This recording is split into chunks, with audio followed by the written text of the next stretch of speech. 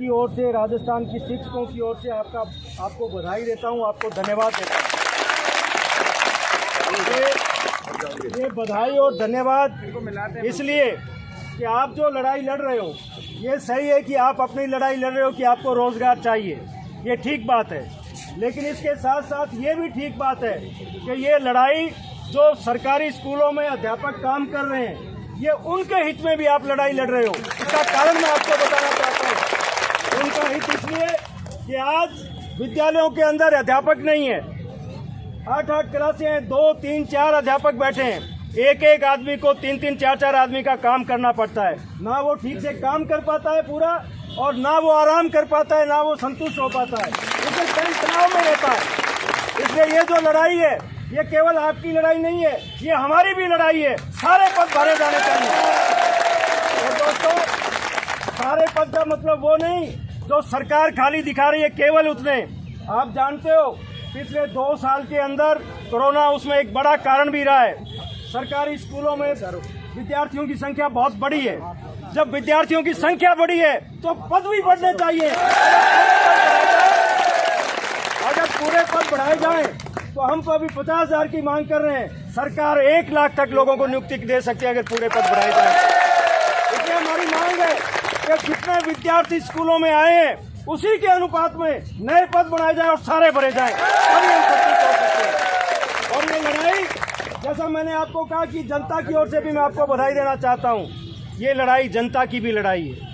क्योंकि आज देश के अंदर किसान आंदोलन ने हम सबको एक चीज समझा दी है कि अगर जनता का भला होना है तो वो निजीकरण से नहीं हो सकता, वो बड़े सेठों की गुलामी करने से नहीं हो सकता। सार्वजनिक संस्थानों को बढ़ाना पड़ेगा, सबको शिक्षित करना पड़ेगा, सबको अधिकार देने पड़ेंगे, तभी देश का भला हो सकता है।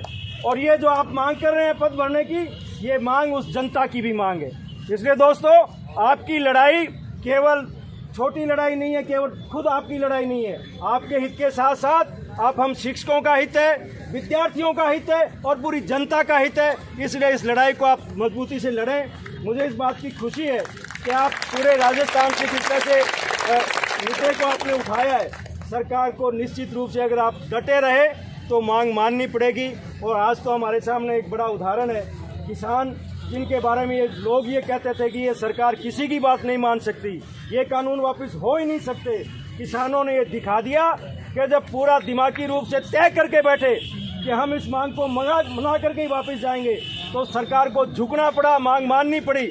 और यही बात राजस्थान सरकार को भी हम कहना चाहते हैं कि ये जो नौजवान जिस लड़ाई को लेकर के निकले हैं, आप जल्दी इस मांग को मान लीजिए, नहीं तो जिस तरह से मोदी घुटनों के बल आया है, राजस्थान की सरकार भी नाक के बल आना पड़ेगा। इस लड़ाई में केवल नौजवान नहीं रहेंगे।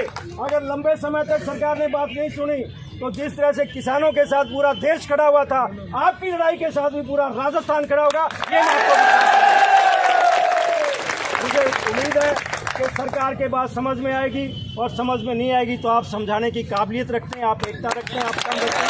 बहुत बहुत धन्यवाद।